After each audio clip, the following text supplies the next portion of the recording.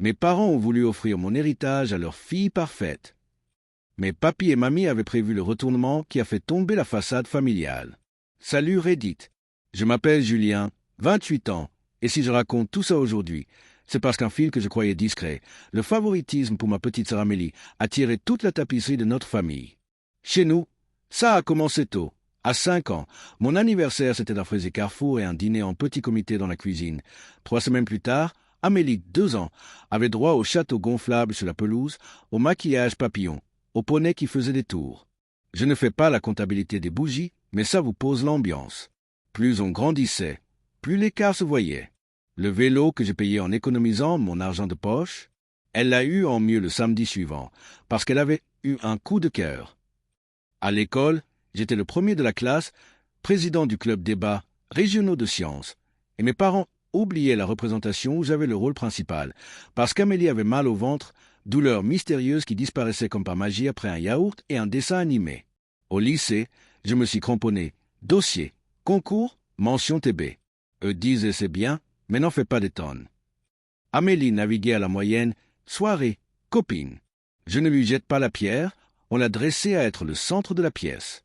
Ça m'assied plus d'une fois de voir que rien de ce que je faisais n'arrachait le moindre bravo entier. À force, j'ai fini par m'auto-valider.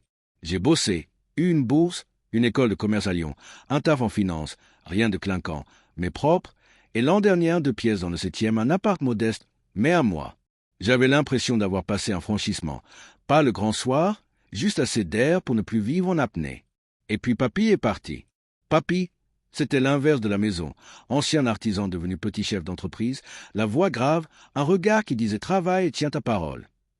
Chez le notaire, la salle sentait le bois ciré et les parapheurs. Mamie s'est assise près de moi, m'a serré la main. Le notaire a lu, après legs particuliers et dispositions techniques, partage égal entre les petits-enfants. Oui, égal. On est 4 cousins, Amélie et moi compris. Pour chacun, une part significative, dans mon cas, autour de 500 000 €. J'ai senti mes oreilles bourdonner. Ce n'était pas le chiffre, c'était l'évidence. Papy avait vu chacun de nous comme une personne, pas comme un rôle. Quand on est sorti, mes parents avaient cette tête de gens qui sourient sans les yeux. Dans la rue, mon père m'a pris à part. Tu sais, c'est délicat. Ta sœur a plus besoin que toi. Toi, tu t'en sors. Tu as un bon salaire. Moralement, ce serait normal que tu mettes ta part à disposition d'Amélie. Ma mère a hoché la tête comme si on parlait de prêter un mixeur.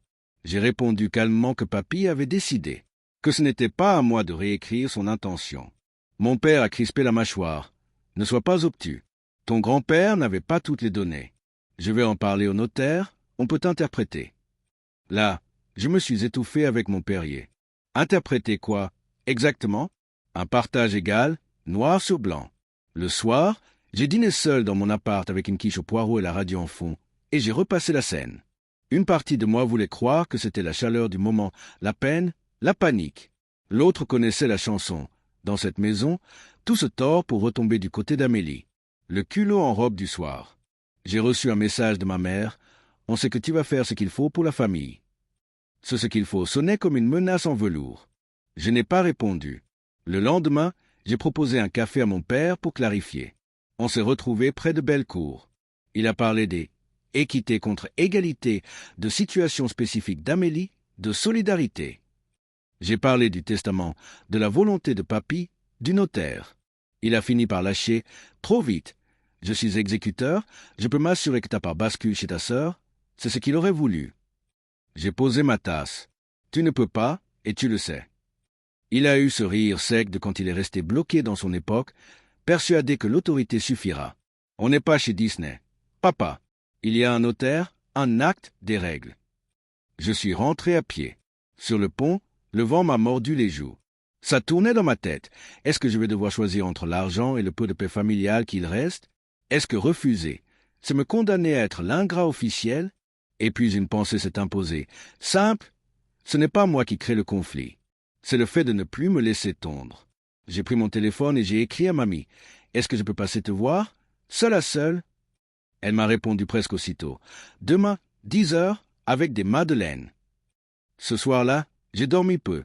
J'avais cette colère froide qui grésille sous la peau, et une peur bête. Et si, encore une fois, tout le monde faisait corps pour me faire plier? Le pire, Ce n'était pas l'argent. C'était l'idée d'être rayé, de ne plus être invité, de redevenir le gamin transparent qui espère un regard. Au petit matin, je me suis fait un café trop fort. J'ai enfilé mes baskets blanches et j'ai pris le métro pour chez mamie. J'allais chercher la vérité là où elle était encore intacte. Dans ce que papy avait réellement voulu, pas dans le roman familial qu'on m'imposait depuis toujours. Le lendemain, 10 heures pile, je sonne chez mamie. Odeur de cire et de café, nappe à carreaux, madeleine encore tiède. Elle m'installe, me sert une tasse, puis me regarde droit dans les yeux. La voix douce mais le regard qui tranche. Ton grand-père n'a jamais voulu qu'on tripote son testament. Elle ouvre un tiroir, sort une pochette plastique avec des copies, la minute du notaire, un courrier de papy de l'époque et une annexe que je n'avais pas vue à la lecture officielle. Clause de non-contestation, lit-elle à voix haute.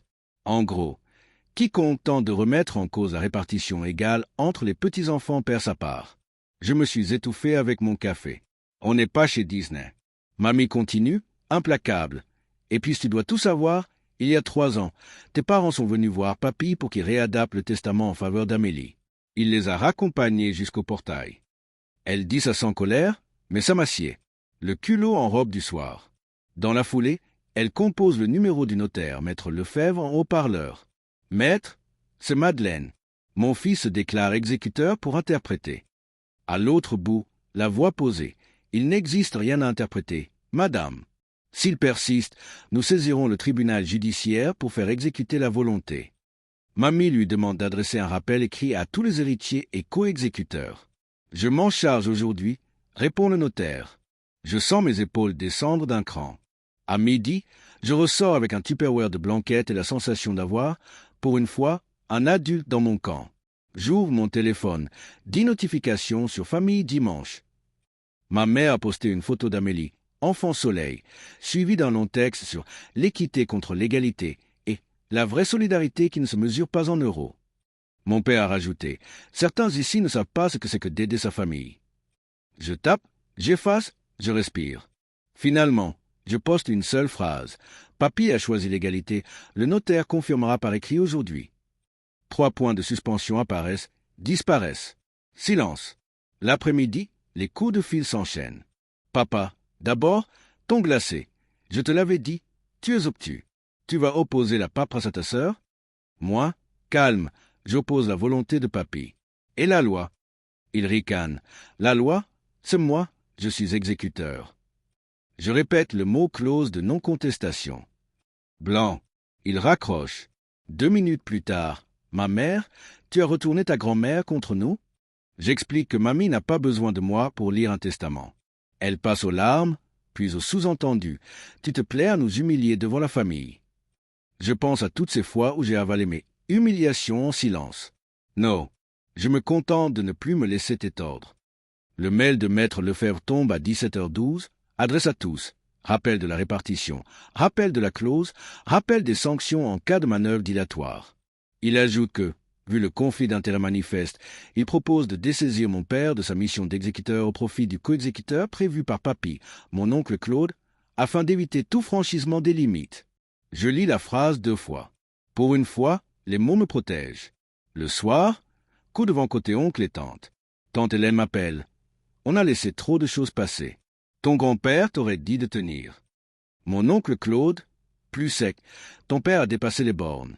Il oublie qu'on a tous la même signature au bas de ce testament. Dans le groupe, quelques cousins réagissent. L'un envoie juste un pouce. L'autre, Julie, lâche, on a tous vu le 2 poids 2 mesures. Courage. Évidemment, il y a aussi les tièdes.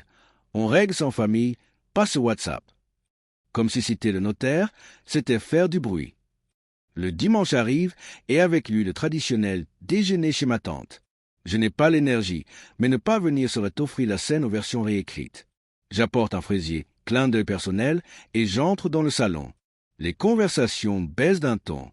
Amélie est assise près de mamie. Elle évite mon regard, triturant une serviette. Ma mère me fait la bise sans me regarder. Mon père serre trop fort la main des gens qui ne sont pas moi. À table, l'entrée flotte entre comment va le boulot et météo sans intérêt. Puis mon père se racle la gorge. On peut parler d'autre chose que d'argent? C'est lui qui lance le sujet qui, officiellement, n'existe pas. On n'est pas chez Disney. Je réponds posément que je n'ai pas parlé d'argent, seulement de respecter papy. Il lève les yeux au ciel. Ma mère prend le relais. On demande juste un effort. Ta sœur n'a pas ta chance. Amélie murmure, presque inaudible. Maman. Je me tourne vers elle, sans ironie. Tu n'as rien demandé, je le sais. Elle rougit, se renfrogne. Mon père attaque. Tu veux voir ta sœur au RSA pendant que tu investis? Je pense aux acronymes qu'ils n'ont jamais prononcés quand il s'agissait de moi. CAF, bourse, prêts étudiants. J'explique que j'ai bossé, que papy savait très bien ce qu'il faisait, et que si on continue, c'est le tribunal judiciaire qui tranchera, pas notre volume sonore. Tante Hélène tousse pour changer de sujet. Mamie pose sa main sur la nappe, lentement, et dit simplement « Marcel, papy, a écrit noir sur blanc. Et ceux qui ne respectent pas, perdent. Buvez votre vin. » L'ambiance retombe d'un cran, mais la tension colle au verre. Entre le plat et le dessert, je m'éclipse sur le balcon. Lyon est gris, les toits fument. Amélie me rejoint, bras croisés, les yeux humides. Je ne suis pas prête à me fâcher avec eux. Julien, souffle-t-elle. Je sais, je réponds, mais je ne suis plus prêt à me fâcher avec moi-même pour leur plaire. Elle hoche la tête, petite. J'aimerais qu'ils me laissent rendir. On reste là, à écouter la ville. Derrière la baie vitrée, j'entends la voix de mon père qui monte. Le dessert n'a pas encore été servi, et je sens que la pièce va chauffer. Je repose mon verre.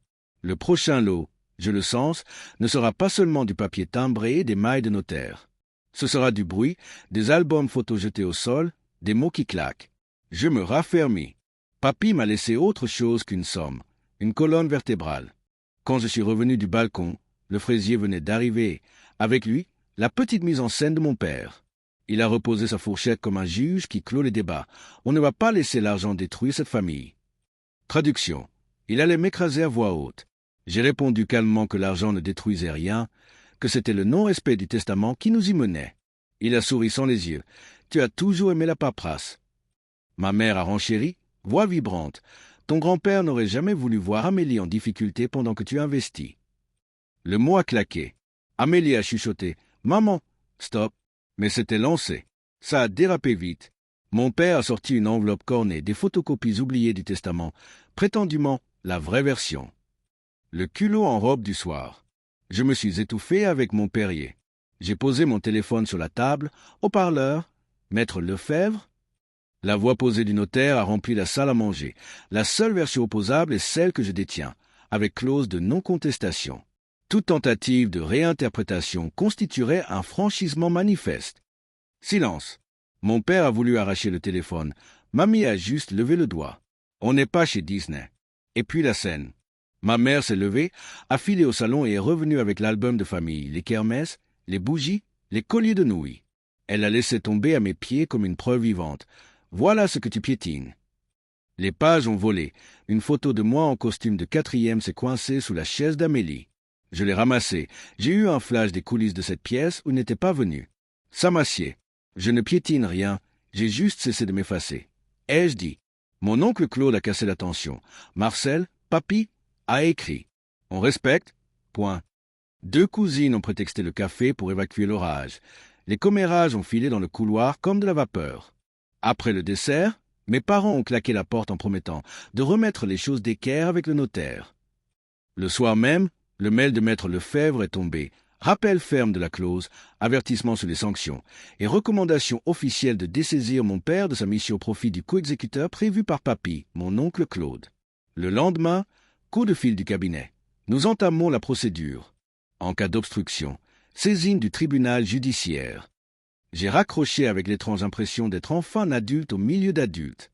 C'est là que la partie retour de flamme a commencé. Dans Famille dimanche, ça carburait. Une tante relayait. On ne juge pas, mais on compatit à la peine d'une mère. Un cousin neutre postait un emoji pouce pour tout et rien. Et puis, ces messages privés qui brûlent. T'es sûr que tu veux pas lâcher un peu pour la paix? La paix. C'est drôle, on ne me l'a jamais proposé quand on oubliait mes pièces. Mes départs, mes retours. J'ai répondu une seule fois. Je ne prends rien à personne. J'accepte ce que papy m'a laissé comme à tous. Mon père, lui, a tenté la force. Courrier recommandé truffé de conditionnels, si d'aventure. Menace voilée, nous envisagerons de te déshériter. Et cette phrase qui résume tout, nous interpréterons l'esprit du testament. Maître Lefebvre a renvoyé un modèle de réponse. Très propre, très froid.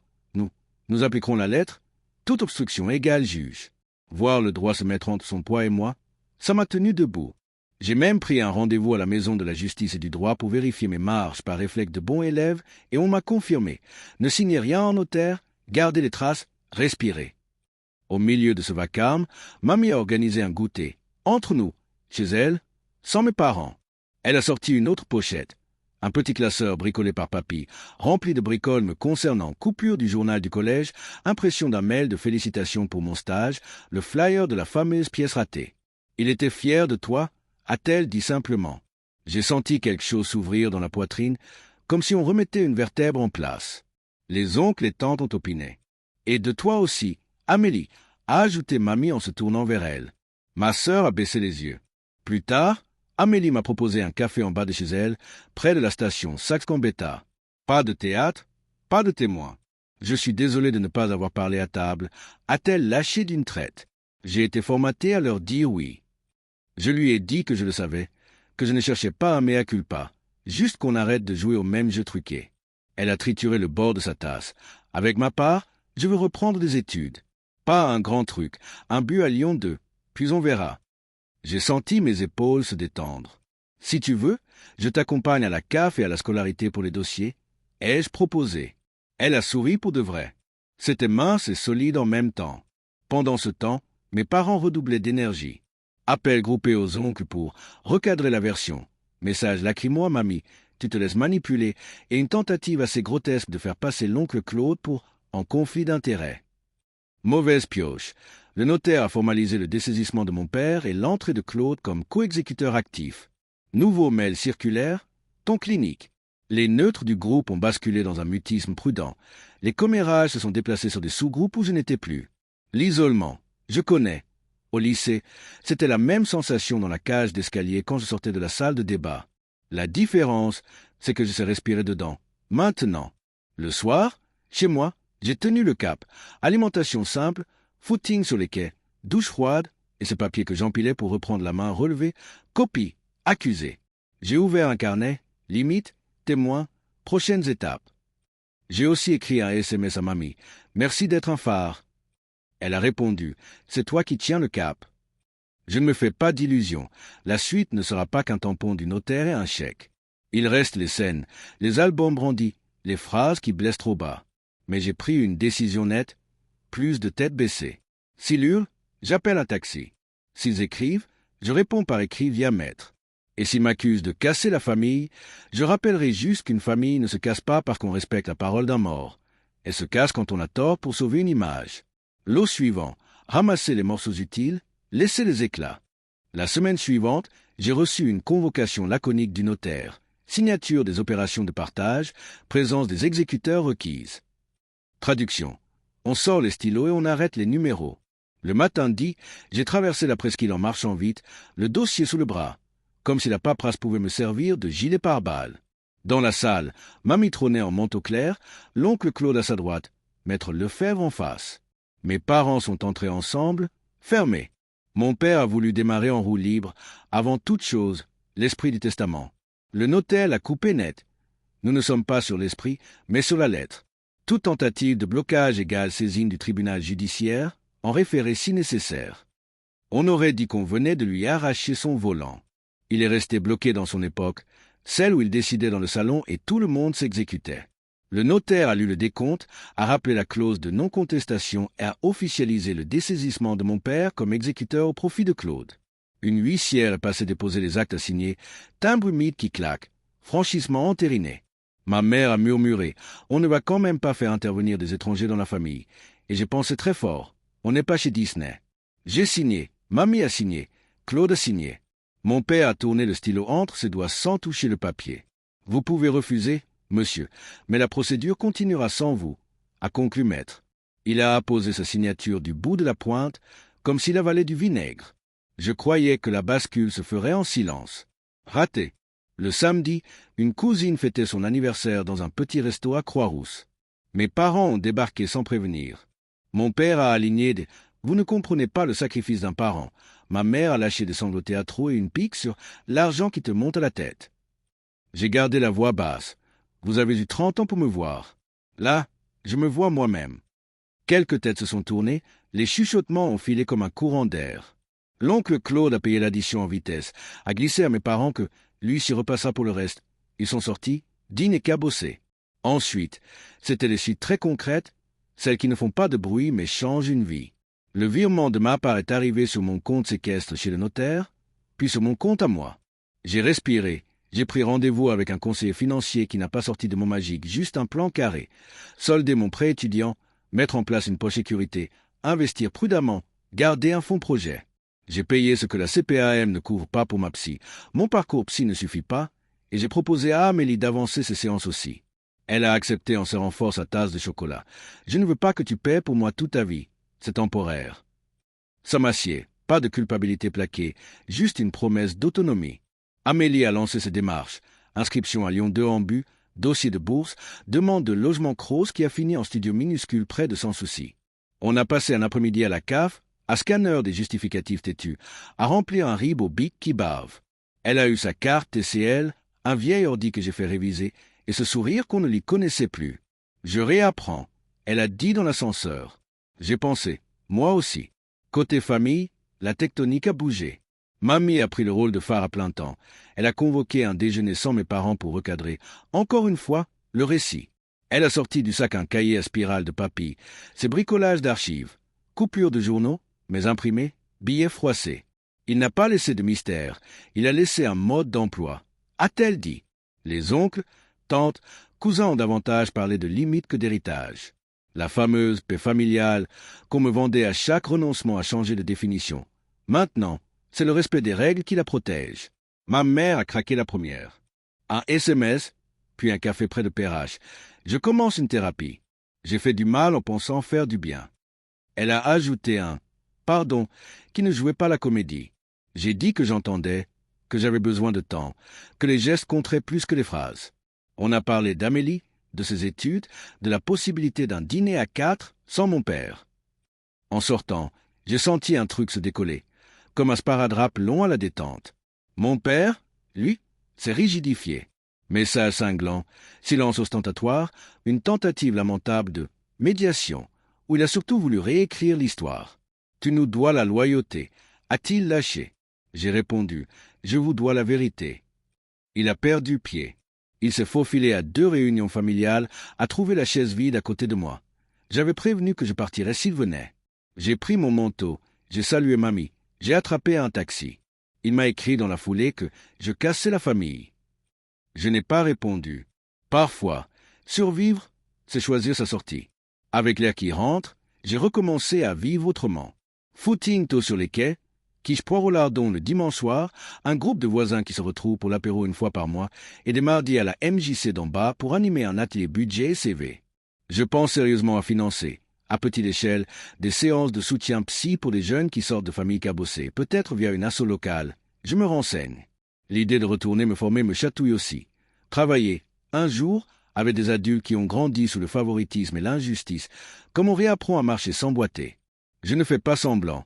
Il y a encore des jours où ça pique. Un mail d'un cousin, neutre, qui demande « On ne pourrait pas simplement tourner la page ?» Une photo envoyée par erreur où mes parents sourient à une table où il manque 2 chaises. Un trajet de métro où un type porte la même veste que mon père et me replie l'estomac sans prévenir. Mais entre 2 goulets d'étranglement, il y a des choses qui tiennent. Amélie qui m'envoie son relevé de notes avec un 15 en méthodo. Mamie qui m'appelle « Mon grand » en me demandant si je mange assez. Moi qui, pour une fois, n'attends pas qu'on me dise « Bravo » pour avancer. La clôture dramatique n'a pas été un feu d'artifice. Plutôt une série de clics, de cachets, de bonne réception. Le notaire a transmis le dernier bordereau, le compte est soldé, l'acte déposé. Mes parents n'ont pas coupé les ponts officiellement, mais il y a un silence construit, ponctué d'approches maladroites de ma mère et de retraits secs de mon père. La famille élargie a trouvé un nouvel équilibre, moins bruyant, plus net. Ce n'est pas la famille rêvée, c'est la nôtre, réparée par morceaux. Si vous me demandez ce que je retiens, on peut aimer des gens et refuser de se laisser rogner par eux. On peut respecter un mort en cessant, enfin, de se nier soi-même. Et quand le vent se lève, menace, scène, album jeté, on peut se tenir droit avec des outils simples. Un notaire, un huissier, une psy, des limites. Le reste, c'est du bruit. Moi, je continue. Amélie aussi. Mamie tient le cap. Et mon père, Peut-être qu'un jour, il posera son stylo sans serrer les dents. En attendant, je vis.